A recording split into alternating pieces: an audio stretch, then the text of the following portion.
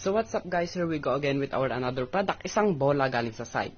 Masasabi kong underrated ang brand na ito pero nakakagawa pa rin sila ng high quality na products gaya ng bola na ito. Kahit mura ay mayroon pa rin itong magandang kalidad, high quality yung middle tires niya at makapal yung nylon yarn niya sa loob para hindi madaling mag-oblong. Rubber naman ang labas nito. Mayroon na rin siyang freebies na 2 pins, mini pump at net bag.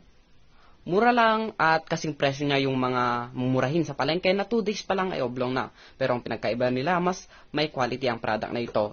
At ganito pala ang texture ng kanyang skin. Medyo may mga rumi-rumi kayong makikita dito dahil tinesting ko na kanina ang kanyang dribbling. At wala namang problema, hindi naman siya oblong, hindi tumatabingi ang pag-dribble.